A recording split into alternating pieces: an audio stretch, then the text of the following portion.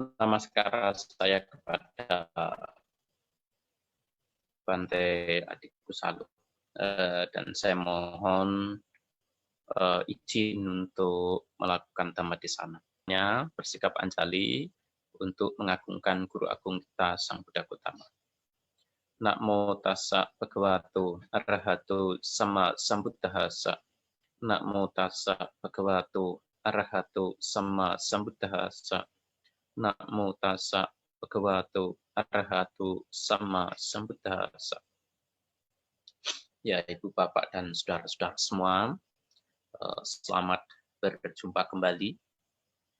Dan ini adalah pertemuan pertama saya dengan Ibu, Bapak, dan saudara-saudara semuanya di bulan Desember ini. Dan bulan yang lalu saya sebenarnya harus ngisi satu kali lagi, tapi kebetulan pas saya sedang ke pedalaman ke rumah kakak saya, dan saya tidak bisa melakukan streaming di sana. Ya.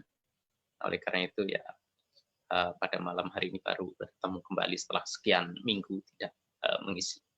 Nah, Ibu, Bapak, dan saudara-saudara semuanya, pada malam hari ini kita akan membahas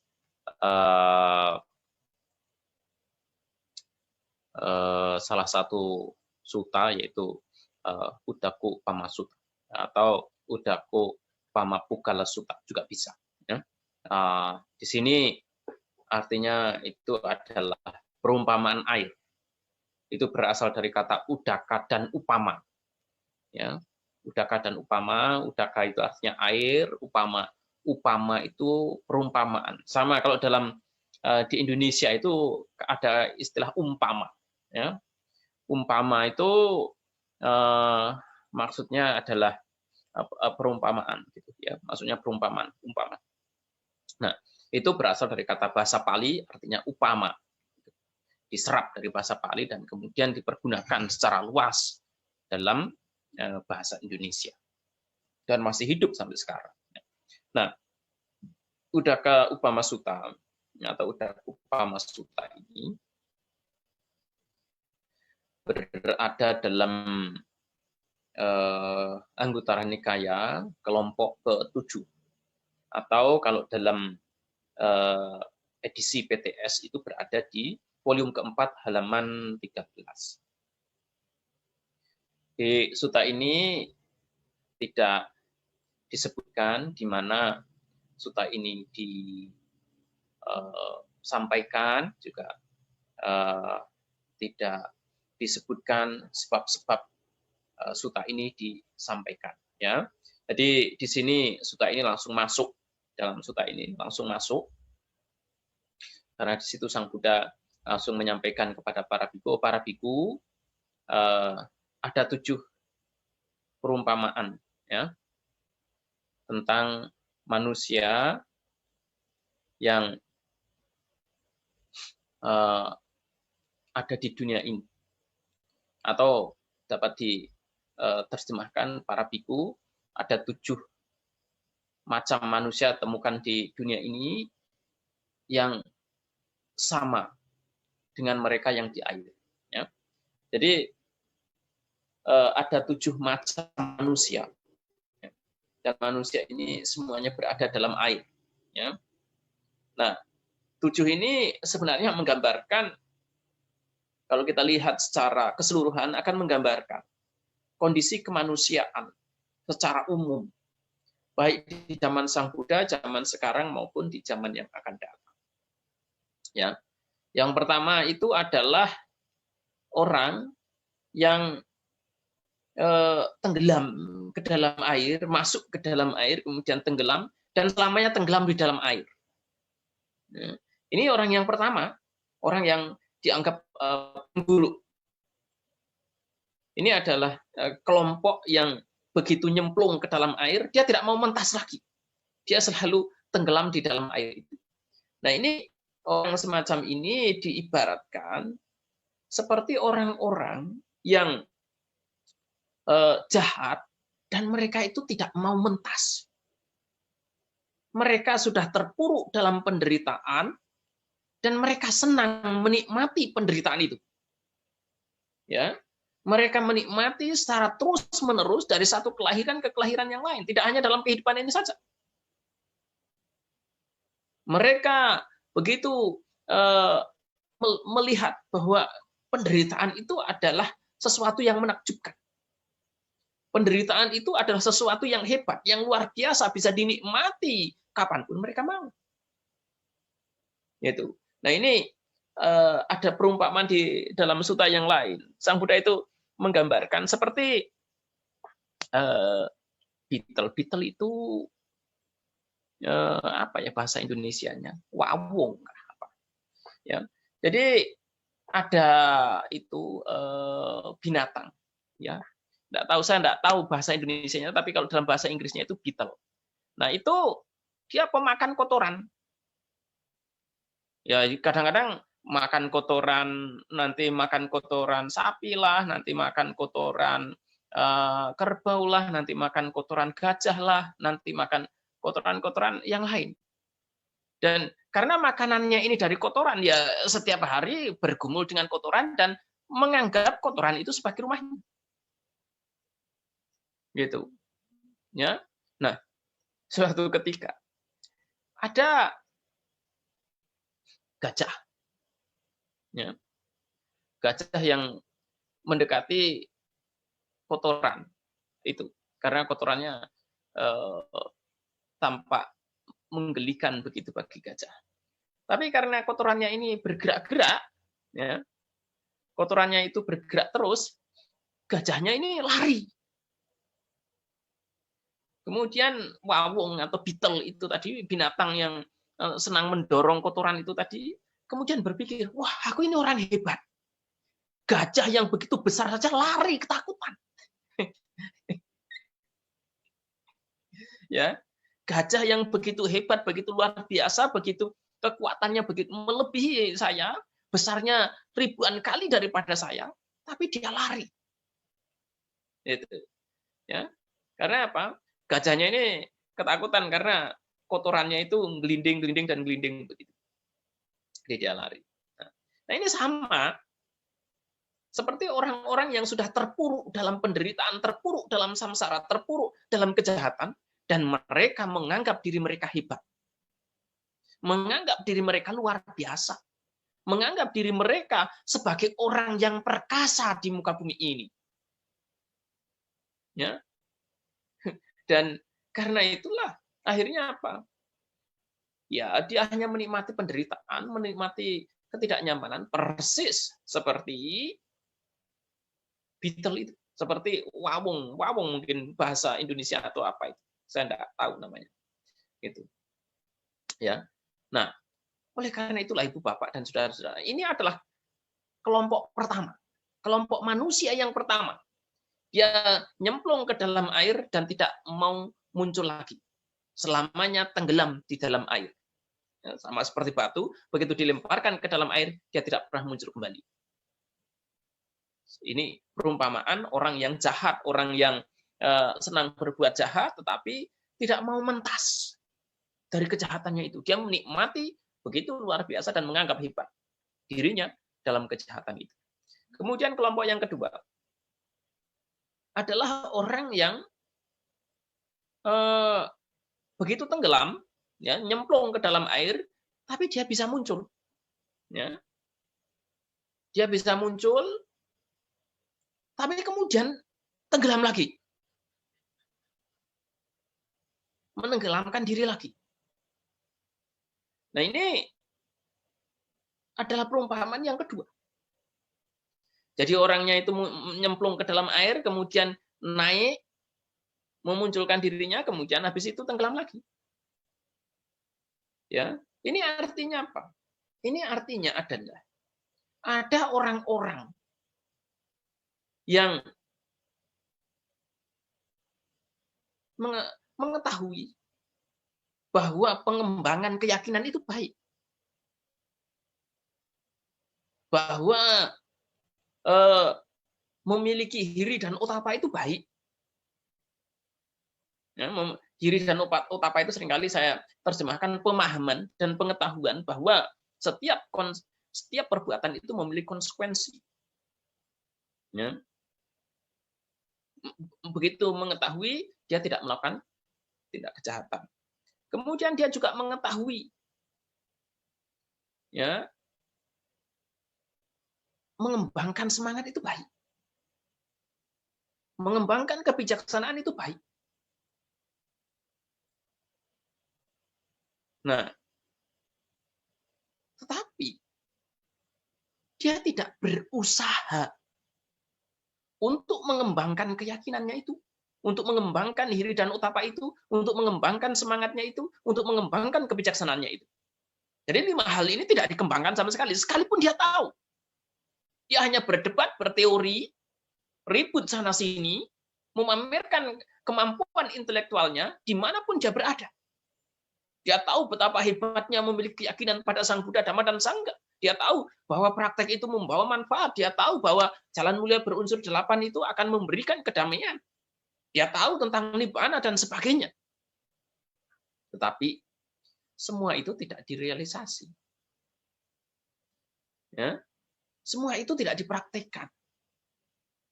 Semua itu tidak kemudian dipergunakan untuk memberikan manfaat yang terbaik untuk kehidupannya. Ya, ini adalah perumpamaan yang kedua. Kemudian perumpamaan yang ketiga, itu seperti orang yang sudah tenggelam, ya, tenggelam ke dalam air, kemudian muncul, dan setelah muncul dia tidak tenggelam lagi, tetapi tetap di situ. Dia tetap di situ. Dia hanya muncul ke permukaan dan hanya sampai di situ saja. Tidak melakukan tindakan apa-apa. Ini sama seperti orang yang mengetahui bahwa pengembangan keyakinan, pengembangan hiri dan utapa, pengembangan semangat, pengembangan kebijaksanaan itu baik. Tapi, ya, kelima hal ini tidak berkurang, juga tidak bertambah. Ya, jadi 5 hal ini ya kondisinya stagnan. Kondisinya tidak mengalami kemajuan. Dia melakukan ini dan itu, dia mengetahui ini dan itu, dan kemudian melakukan, tapi tidak ada kemajuan. Tapi tidak ada perkembangan sama sekali. Tetapi juga tidak mengalami penurunan. Ya hanya begitu-begitu saja. Ini mengingatkan saya kepada seorang ibu yang senang bermeditasi. Setiap kali dia ada retreat, selalu mengikuti retreat tersebut. Bertahun-tahun, puluhan tahun, mungkin ada 20 tahun. Pokoknya ada retreat dia ikut, ada retreat dia ikut di mana saja. Baik di daerahnya maupun di luar daerah dia. Tetapi setiap kali retreat yang ditanyakan itu sama. Bante, saya ini sudah retreat berulang kali. Saya ikut retreat di sana sini. Tapi kok saya meditasinya ya begini-begini saja ya. Tidak ada kemajuan, tidak ada pengalaman-pengalaman, tidak ada sesuatu yang istimewa saya alami. Ya. Ini mengingatkan saya pada seorang ibu itu. Dia sudah puluhan tahun bermeditasi, mungkin ada 20-an tahun. Dia bermeditasi. Tapi ya merasa tidak ada perkembangan, mungkin ini juga sama halnya yang ibu bapak dan saudara alami.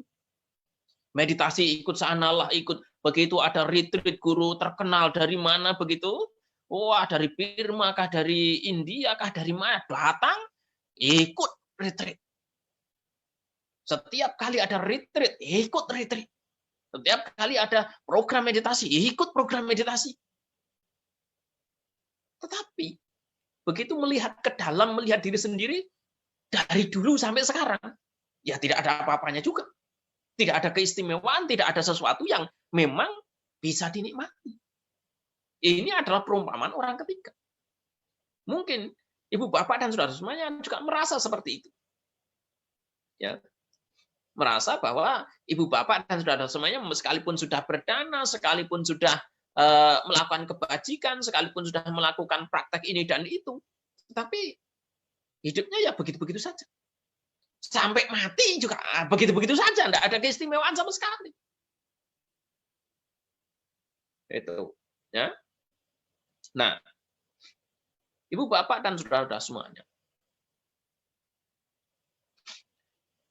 Kelompok ketiga inilah adalah kelompok yang membatasi antara orang yang biasa-biasa saja dan orang yang istimewa. Karena kelompok keempat dan selanjutnya itu adalah orang-orang yang istimewa nanti.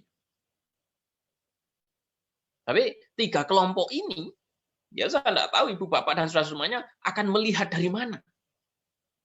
Apakah di kelompok pertama, kelompok kedua, ataukah kelompok ketiga? Kelompok pertama, ibu bapak dan saudara semuanya menjadi umat Buddha tetapi tetap jahat. Tetap melakukan kejahatan. Tetap melakukan tindakan-tindakan yang tidak baik. Dan senang di situ, bangga di situ. Terus bergulat di sana.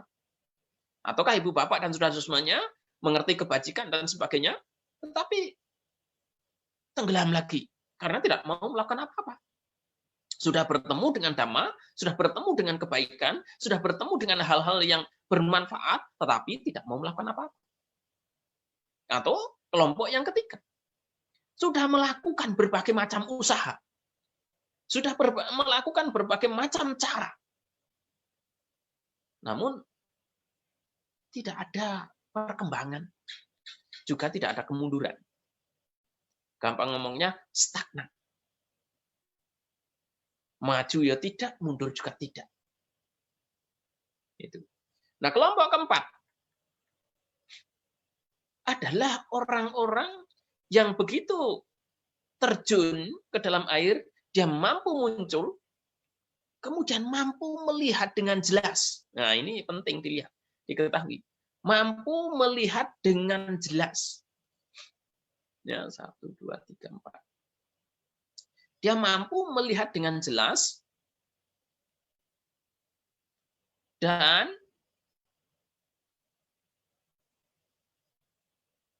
mampu melihat sekitar. Dia tidak hanya muncul ke permukaan, tetapi mampu melihat dengan jelas, mampu melihat sekitar. Nah, ini diibaratkan seperti orang-orang yang mengetahui tentang 5 hal tadi, yaitu sada atau keyakinan, kemudian ada hiri dan utapa tadi, kemudian ada wirya, kemudian ada kebijaksanaan. Dia tahu itu. Dia mempelajari itu. Dia memahaminya itu. Dan kemudian mempraktikkannya, memanfaatkannya dengan sungguh-sungguh. Sehingga ya, dia mampu menikmati hasil dari prakteknya itu. Itu. Apa hasilnya? Dia mampu mematahkan 3 belenggu yang pertama. Dengan kata lain, dia mampu menjadi seorang Sotapanna. Nah, ini baru istimewa. Dia tidak hanya orang-orang yang praktek kemudian tidak mendapatkan hasil, tetapi dia mampu mendapatkan hasil sekalipun baru di level 1. Ya, sekalipun baru di level 1 dia mampu. Inilah orang-orang yang hebat. Inilah orang-orang yang benar-benar membuktikan ajaran Sang Buddha dan bukan hanya omong kosong semata. Bukan hanya kemampuan untuk mengungkapkan, bukan kemampuan untuk menceritakan, bukan hanya kemampuan untuk menjabarkan dan menjelaskan. Tetapi mereka adalah orang-orang yang bisa menikmati indahnya Dhamma itu. Sekalipun masih di level 1. Ya. Begitu mereka mengetahui tentang keyakinan. Keyakinan itu dikembangkan secara maksimal. Begitu dia mengerti hiri dan otapa itu dikembangkan secara maksimal. Begitu dia mengetahui semangat-semangat itu dipergunakan untuk praktek dengan sungguh-sungguh. Begitu dia mengetahui tentang kebijaksanaannya itu dia kembangkan dengan maksimal, tetapi dia masih mentok. Hanya mampu memutuskan 3 samyojana, yaitu Sakayakiti, Silapata Paramasa, dan Wicikicca. Tapi itu sudah hebat jika dibandingkan dengan orang yang ketiga tadi. Dia merasa praktek kemana-mana. Dia merasa hebat, tetapi maju tidak, mundur juga tidak. Ya. Dan saya yakin banyak umat Buddha yang merasa begitu. Banyak para biku yang merasa seperti itu. Karena begitu sudah bicara tentang pencapaian kesucian, mereka menganggap ini sesuatu yang tabu. Ini hanya bisa dialami oleh para alien. Tidak bisa dialami oleh umat Buddha, tidak bisa dialami oleh umat manusia. Ini yang terjadi sekarang ini. Begitu mengenaskan sebenarnya. Ya, mereka paham, mengerti ajaran Sang Buddha, paham Dhamma, tapi begitu sudah berbicara tentang perealisasian, tentang pencapaian, tentang bagaimana mencapai kesucian itu, kemudian semuanya jadi melempem, pesimis, apatis, tabu. Ya, ini yang terjadi di kalangan umat Buddha. Nah, oleh karena itu kalau sudah begitu, berarti umat Buddha itu maksimal mentok di level ketiga tadi. Artinya paling banter umat Buddha itu menjadi orang yang begitu tenggelam di air, muncul, tapi tidak tenggelam lagi, hanya di situ saja. Menjadi orang yang stagnan tadi.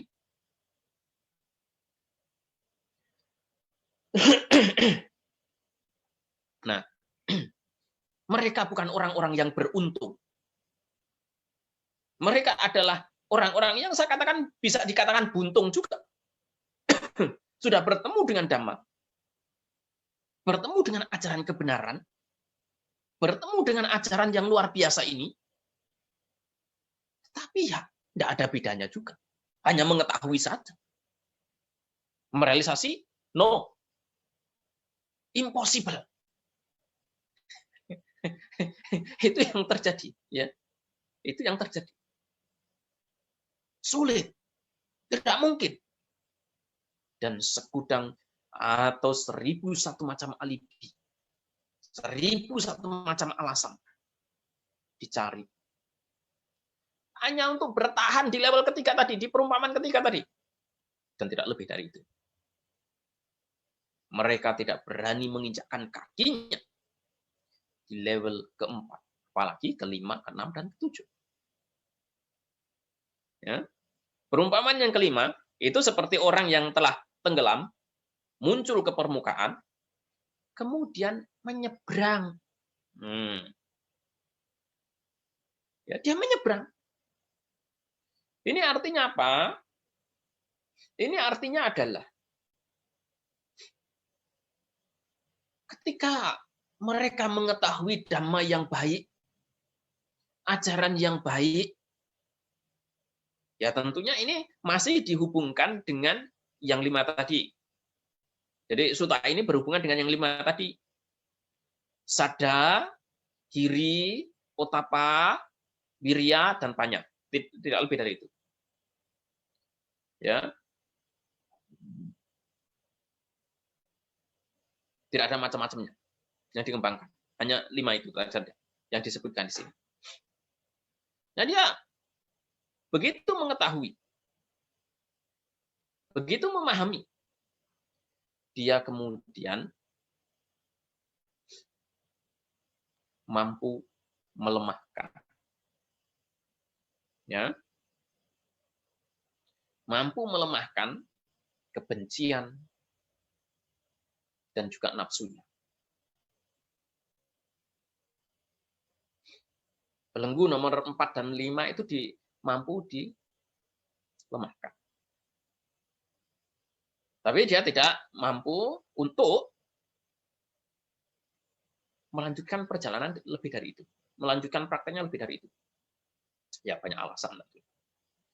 Ya.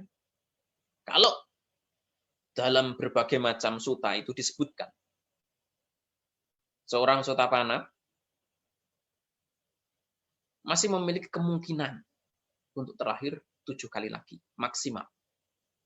Ini kalau seorang Sakadagami, dia memiliki kesempatan untuk muncul, terlahir kembali sekali lagi. Ya. Tapi itu sudah jauh lebih baik, jauh lebih keren, jauh lebih istimewa daripada orang-orang di level ketiga tadi. Stagnan. Tidak maju, tidak mundur. Tidak punya tenaga untuk maju, juga tidak punya tenaga untuk mundur. Ibarat mobil itu naik ke ini mendaki gunung begitu, mau mundur juga susah. Ini ke jurang, mau maju juga sudah tidak punya tenaga. Gitu. Ya. Nah, ini adalah orang-orang yang mulia golongan kedua. Kalau golongan pertama itu sudah tidak memungkinkan bagi dirinya terlahir di alam-alam yang rendah. Mereka pasti terlahir di alam-alam yang lebih tinggi, di alam-alam yang bahagia, di alam-alam yang memungkinkan bagi dia untuk praktek dengan serius. Hanya untuk mencapai satu tujuan, yaitu kebebasan batin. Nah, di kelompok ke-6 itu diibaratkan seperti orang yang setelah muncul, ya, setelah tenggelam kemudian muncul, dia nyebrang, dan kemudian dia mentas ke daratan dan berdiri di daratan yang kokoh. Ini tak ubahnya seperti orang-orang yang mencapai tingkat kesucian ketiga atau anagami. Dia mampu mematahkan 5 belenggu yang pertama. Dan itu membuat dia tidak akan terlahir kembali. Ya. Nah, kemudian yang ketujuh, kelompok ketujuh, itu adalah orang-orang yang telah muncul, kemudian menyeberang, dan mampu berdiri sebagai seorang Brahmana. Mampu menyeberang, kemudian menyampai di daratan, dan berdiri sebagai seorang Brahmana. Ini ibaratnya, dia mengetahui 5 ajaran tadi, ya, 5 ajaran yang telah saya sebutkan tadi, yaitu Saddha, kemudian Hiri, Ottappa, Wirya, dan Panya. Dengan baik, dan kemudian mengembangkannya dengan baik. Dan dia memanfaatkan ajaran tersebut secara maksimal dan mampu menghancurkan seluruh kotoran batinnya sehingga dia terbebas dari segala bentuk duka. Ya. Nah, ketika kita membicarakan soal pencapaian kesucian, begitu mencapai kesucian pertama saja sudah dianggap tabu. Apalagi pencapaian kesucian keempat. Wah, ini tidak tahu, mungkin hanya makhluk-makhluk dari galaksi yang lain yang akan bisa menikmatinya. Kalau ada manusia seperti itu kemudian diburu. Ya. Dicari-cari, dikejar-kejar. Padahal kalau umat Buddha yang baik dan benar mempraktekkan ajaran Sang Buddha dengan baik dan benar, secara serius, meskipun mencapai tingkat kesucian yang keempat, tingkat kesucian yang terakhir, menjadi arahat, itu bukan sesuatu yang tabu. Itu adalah sesuatu yang manusiawi, umum, lumrah, biasa, normal. Apa sih istimewanya? Tidak ada istimewanya juga. Apa sih susahnya? Tidak ada susahnya juga. Hanya ketika sekarang kita hidup dengan keserakahan, kemudian keserakahannya itu kita lepaskan. Hanya ketika sekarang kita hidup dengan kebencian, kemudian kebenciannya itu dilepaskan. Hanya ketika sekarang kita itu hidup dengan kebodohan batin, kemudian kebodohan batinnya itu ditinggalkan sepenuhnya. Apa susahnya sih seperti itu? Saya tidak habis pikir kadang-kadang. Umat Buddha begitu getol, begitu luar biasa. Ketika mereka membicarakan soal penghancuran kotoran batin. Kembangkanlah meta, hancurkan keserakahan, hancurkan kebencian, hancurkan kebodohan batin. Itu yang terus dibicarakan, disampaikan. Tetapi kemudian mereka berbalik arah. Gak mungkin loh kamu itu bebas dari kebencian, gak mungkin loh kamu itu bebas dari keserakahan, gak mungkin loh kamu itu bebas dari kebodohan batin. Gak bisa, sulit, gak mungkin. Inilah yang seringkali membuat umat Buddha itu jadi umat yang sangat kontradiktif. Mereka membicarakan sesuatu yang berbeda, dan kemudian membicarakan sesuatu yang benar berapi-api, tetapi kemudian ditentang sendiri. Ya. Kalau memang kita berbicara tentang pelenyapan keserakahan, ya berarti pelenyapan keserakahan itu memungkinkan. Kalau memang kita berbicara tentang pelenyapan kebencian, berarti pelenyapan kebencian itu adalah sesuatu yang memungkinkan. Kalau kita berbicara tentang pelenyapan kebodohan batin, berarti pelenyapan kebodohan batin itu adalah sesuatu yang memungkinkan. Untuk apa kita kemudian membicarakan sesuatu yang tidak memungkinkan? Meta karuna mudita tidak akan pernah dimiliki dalam arti yang sebenarnya kalau kita masih punya kebencian. Kita masih punya keserakahan. Kita masih punya kebodohan batin. 4 Brahma Wihara itu hanya akan dimiliki dengan sungguh-sungguh, dipraktikkan dengan keseriusan kalau kita mampu melenyapkan keserakahan, kebencian, dan kebodohan batin. Ya. Tapi selama itu masih terus dikembangkan, masih terus dimiliki, keserakahan, kebencian, dan kebodohan batin, ya jangan berharap untuk mengembangkan meta dalam arti yang sebenarnya. Masih abal-abal. Masih tidak benar. Masih belum dalam pengertian yang sesungguhnya.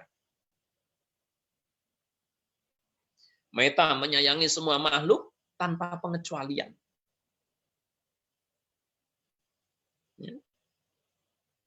Dikatakan menyayangi semua makhluk tanpa pengecualian karena tidak ada kebencian. Baik kebencian terhadap dirinya sendiri, karena dirinya juga makhluk loh. Itu karena apa kan kalimatnya sabe sata bawantu sukitata. Sabe sata. Lah memangnya dia bukan makhluk. Memangnya dirinya sendiri bukan makhluk, bukan dikatakan sebagai sata. Ya. Sabe sata bawantu sukitata. Semoga semua makhluk hidup berbahagia. Berarti di situ apa? Dia menyayangi tanpa kebencian.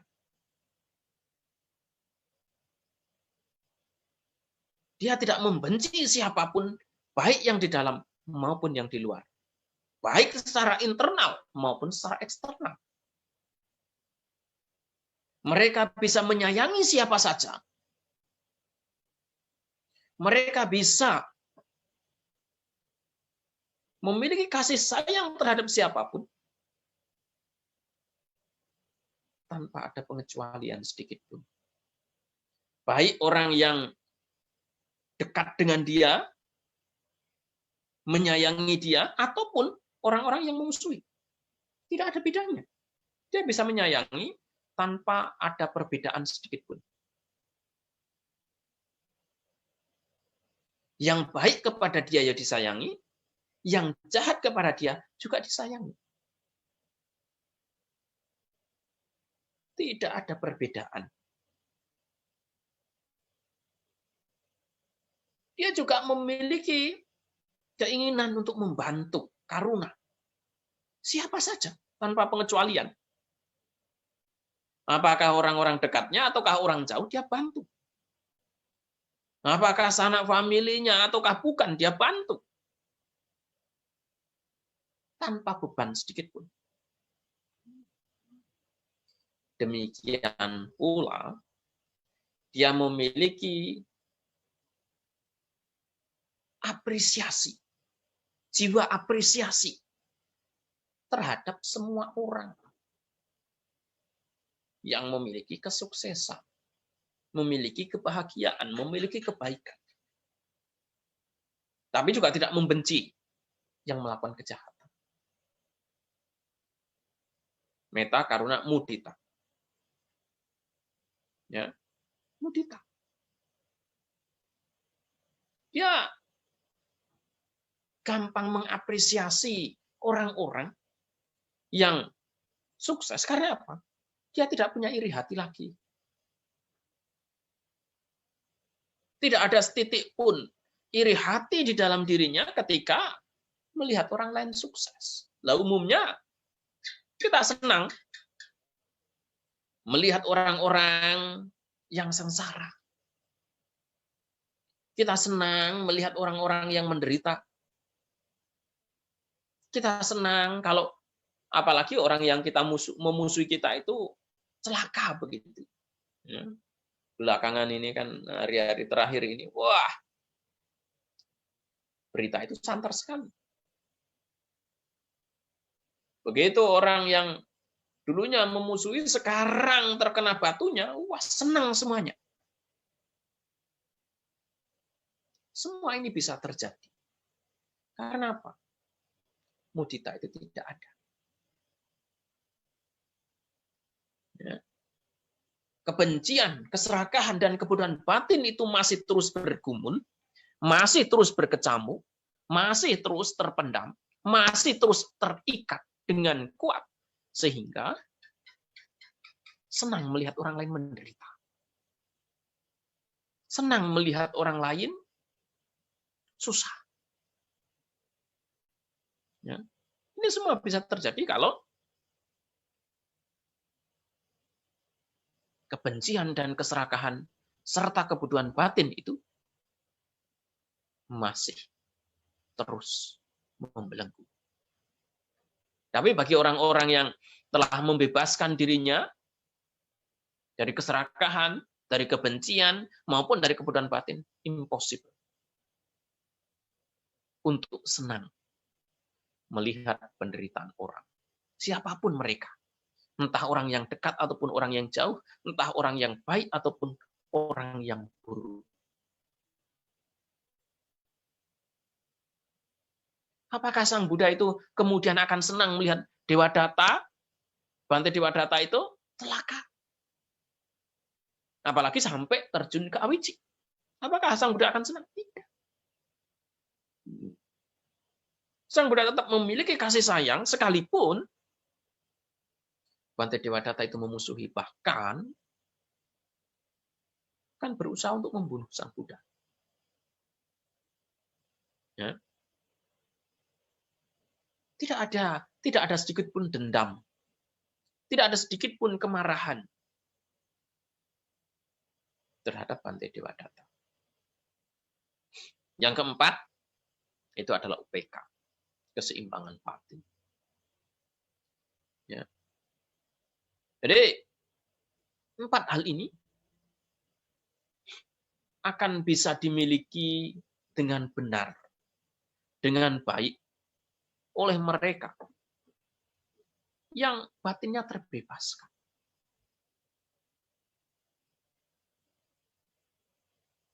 Kalau batinnya tidak terbebaskan, jangan berharap untuk benar-benar memiliki meta dalam arti yang sebenarnya. Ya, Ibu Bapak dan saudara-saudara semuanya.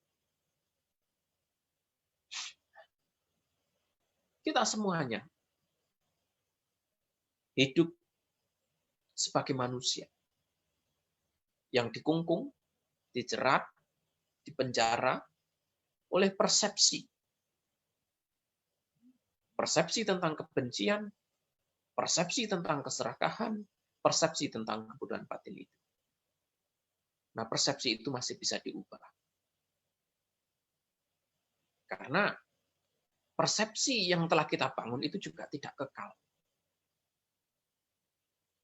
Dan Ibu, Bapak, dan saudara semuanya bisa mengubahnya atau tidak, tergantung, sekali lagi, karena yang tadi menyangkut keyakinan, juga tergantung dari keyakinan Ibu, Bapak, dan saudara semuanya.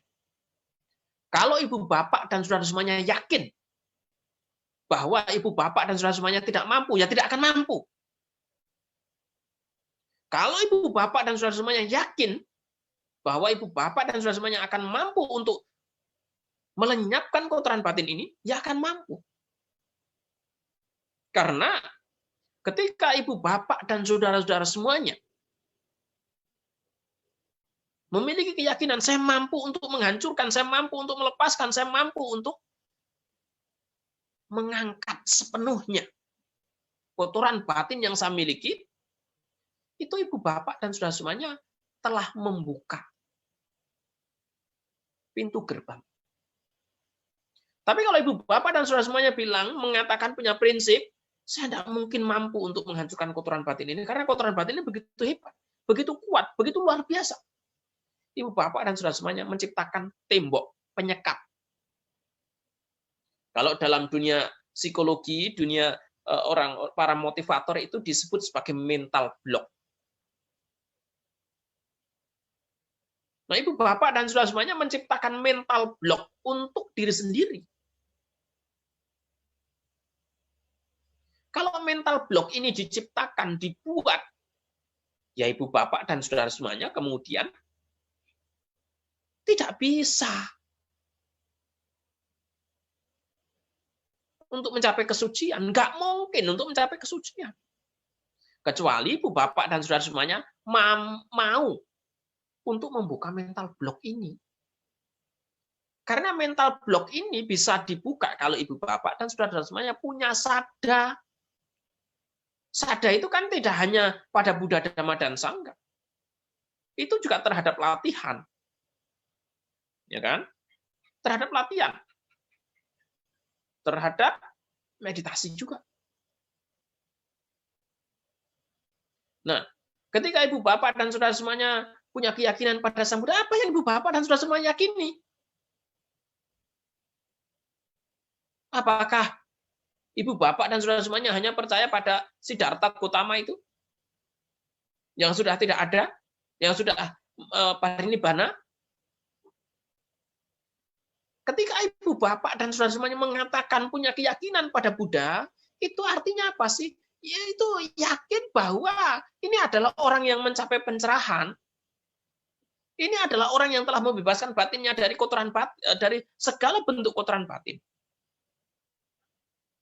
Ketika Ibu, Bapak, dan saudara semuanya mengatakan percaya pada Dhamma, yakin pada Dhamma, di situ Ibu, Bapak, dan saudara semuanya, sebenarnya Dhamma ini adalah benar.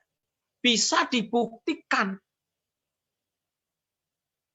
Tapi kalau kemudian Ibu, Bapak, dan saudara semuanya mengatakan, saya tidak mungkin untuk mencapai kesucian. Tidak bisa saya mencapai kesucian. Itu sama saja dengan mengatakan Dhamma yang diajarkan oleh Sang Buddha itu salah. Karena apa? Karena Dhamma ini bisa dikatakan benar kalau bisa dibuktikan. Nah, Ibu, Bapak, dan saudara semuanya tidak bisa membuktikan. Ketika Dhamma itu mengatakan, kalau Dhamma ini dipraktekkan, kebencian bisa putus. Buktinya apa? Coba sekarang saya mau tanya, buktinya apa? Ibu, bapak, dan saudara semuanya tidak bisa memutuskan. Kalau begitu, siapapun bisa mengatakan, Dhamma ini salah. Karena tidak bisa dibuktikan. Kecuali kalau ibu, bapak, dan saudara semuanya bisa membuktikan. Dengan benar, membuktikan secara nyata, bahwa dengan Dhamma itu, ibu, bapak, dan saudara semuanya bisa memutuskan kebenciannya.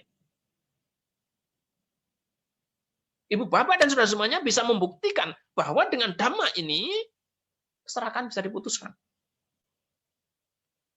Kebodohan batin itu bisa diputuskan. Itu baru bisa dibuktikan. Perlu diingat. Ya, saya masih ingat cerita ketika Diwadata memanah burung angsa. Kemudian ketika angsanya jatuh, diselamatkan oleh Pangeran Siddhartha. Mereka rebutan. Ya kan? Karena Pangeran Diwadata merasa dialah yang menjatuhkan angsa tersebut. Membuat angsa tersebut terjatuh. Sehingga dia merasa itu adalah miliknya. Tapi karena rasa belas kasihan, kasih sayang yang dimiliki, Pangeran Siddhartha berusaha untuk menolongnya. Mereka ribut berdua. Akhirnya dibawa ke pengadilan. Nah, pengadilan, hakim kemudian memutuskan kehidupan itu adalah milik orang yang menyelamatkan. Ya kan? Jadi kehidupan itu bukan milik orang yang membunuh, tetapi milik orang yang menyelamatkan. Demikian juga dengan kebenaran. Kebenaran itu adalah milik orang-orang yang bisa membuktikannya. Kalau ibu bapak dan saudara semuanya tidak bisa membuktikan, no, itu bukan kebenaran, itu kebohongan.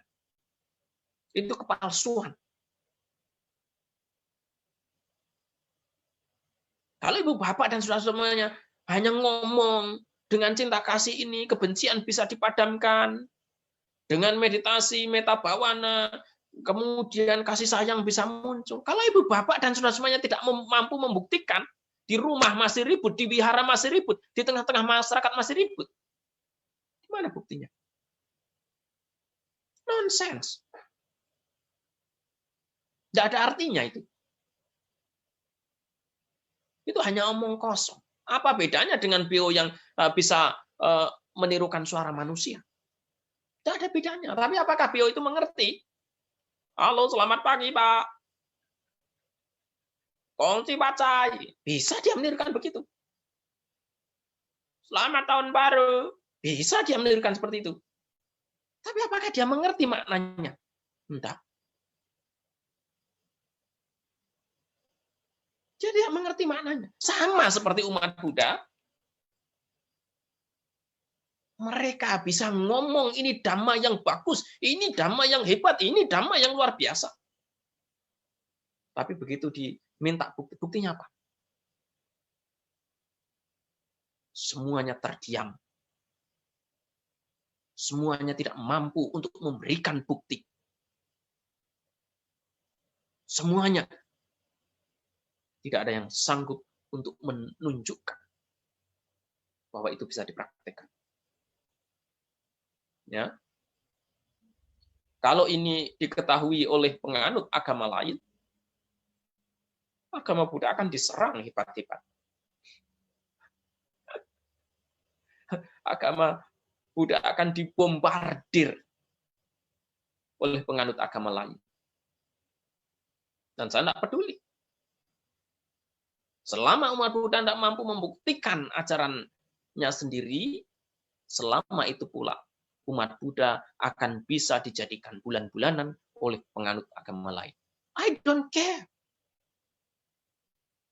Saya tidak peduli. Memang kenyataannya seperti itu.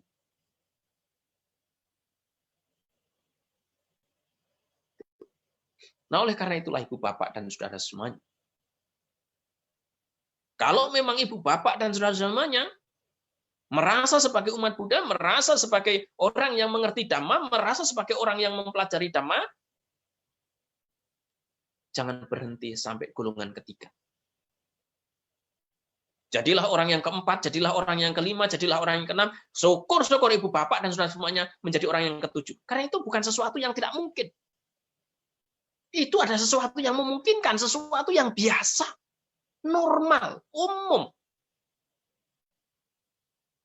Kalau keserakahan itu ada, keserakahan itu bisa dilenyapkan. Kalau kebencian itu ada, kebencian itu bisa dilenyapkan.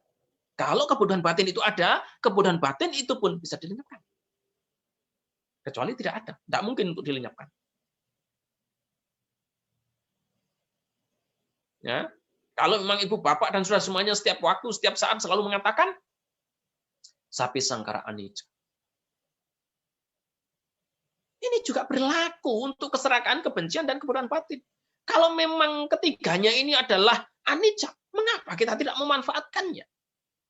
Tidak memanfaatkan perubahan itu untuk kemudian mengubah persepsi yang telah kita bentuk. Persepsi tentang kebencian, persepsi tentang keserakahan, persepsi tentang kebodohan batin itu. Mengapa tidak kita manfaatkan kesempatan itu? Mengapa kita tidak manfaatkan Dhamma itu? Ya.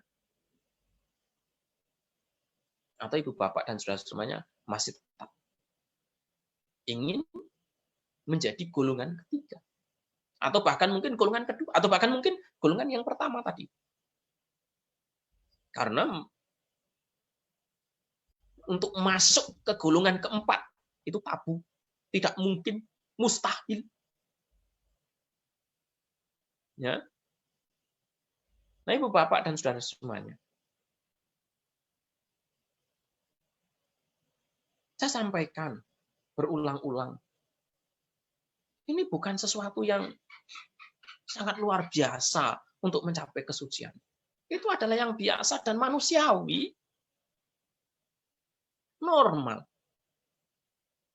Apa sih istimewanya untuk melepaskan persepsi kita? Persepsi yang telah kita bentuk. Entah itu tentang kebencian, entah itu tentang kebodohan batin, entah itu tentang keserakahan.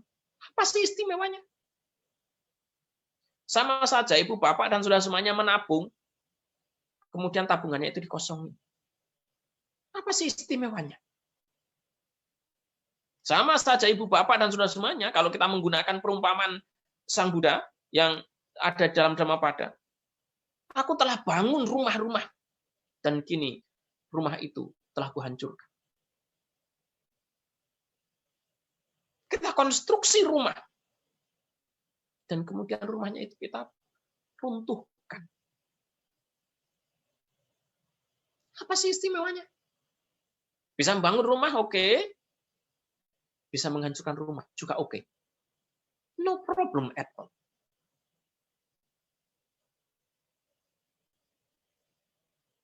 Ya.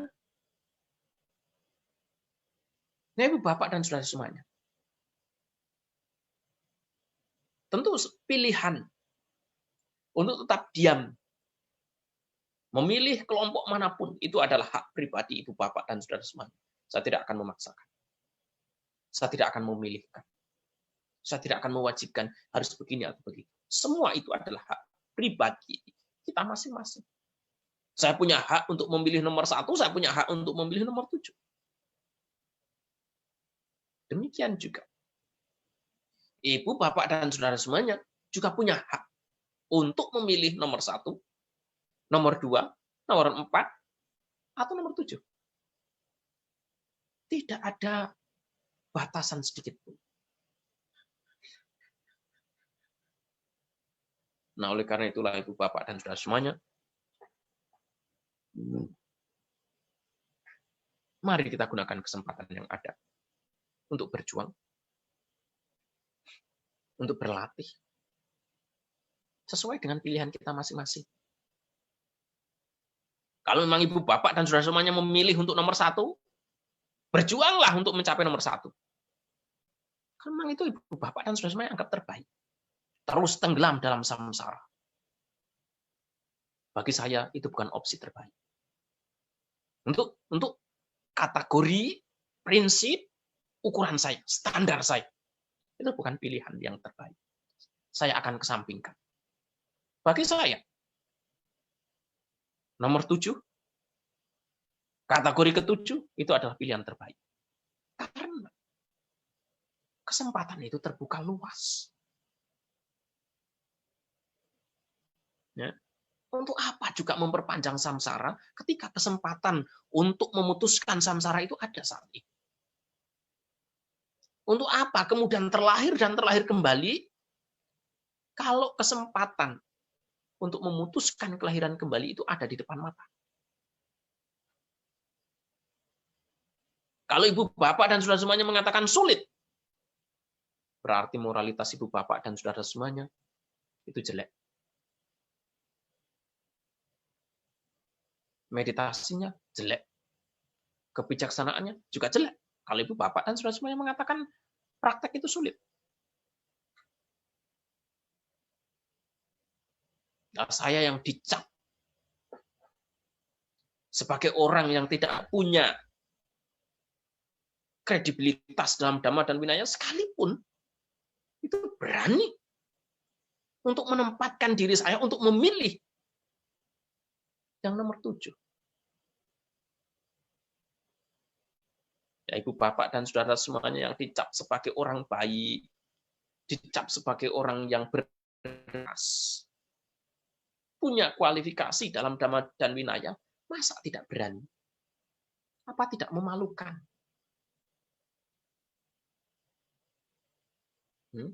Apa tidak memalukan itu? Ya. Nah, oleh karena itulah ibu bapak dan saudara semuanya, saya serahkan kepada ibu bapak dan saudara semuanya untuk memilih yang manapun. Tapi yang terbaik itu adalah yang nomor 7. Ya, saya kira itu yang bisa saya sampaikan dalam kesempatan ini. Semoga bisa memberikan inspirasi kepada ibu bapak dan saudara semuanya, bisa memberikan pengetahuan kepada ibu bapak dan saudara semuanya. Semoga ibu bapak dan saudara semuanya bisa memilih yang terbaik untuk kepentingan ibu bapak dan saudara semuanya. Semoga Sang Tiratana selalu melindungi, Sapisata Bawantu Sutata.